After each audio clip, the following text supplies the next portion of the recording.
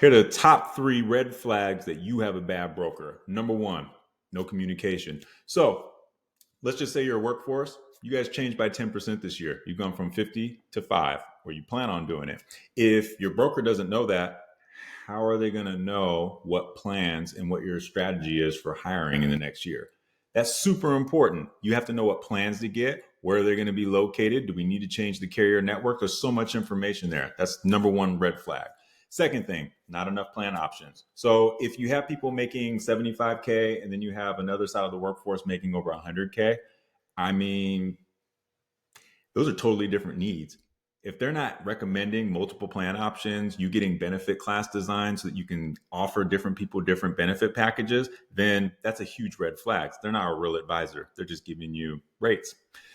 Third thing, high renewals. If somebody has a high renewal and they give you no plan B, then that's a bad broker. That's a terrible red flag. So like if you get a high renewal, I'll give you an example.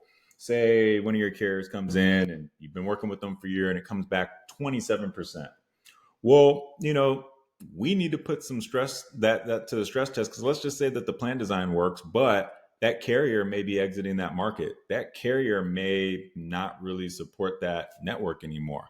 We need to see like what other options are out there, because the employees just want to make sure they have access to the same doctors. They want to make sure they have access to the same care providers, all those things. So in these 3 red flags, you can see there's a common theme. Really, it's just the person is not really working for you. They're not looking at the options. They're just letting the rates come in and passing them along, forwarding you an email.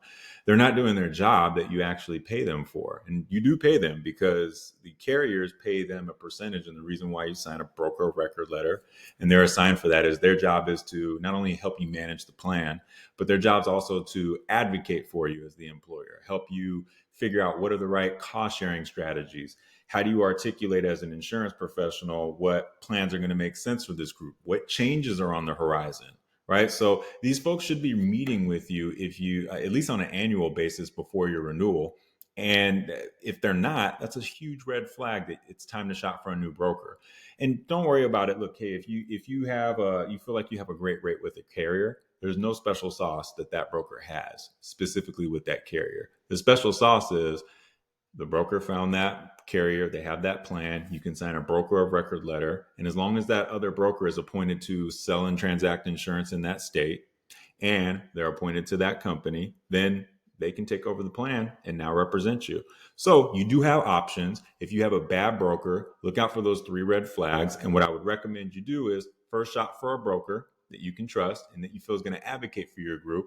And also, look, if you're having a lot of changes in your workforce, or you find that you need more help and assistance, find a broker that really understands HR. They understand payroll. Ask them questions around like, what do they do for, like, what are some options that they see working in the marketplace for like total compensation, for total rewards plan design? What benefits outside of just health, dental, vision do they recommend for our type of group? They should have these answers, and those questions and doing a little bit more homework on your brokers, that actually might be the best way for you to guarantee that you have a better benefit plan, not just, shopping for rates in the moment. It's really shopping for a great broker.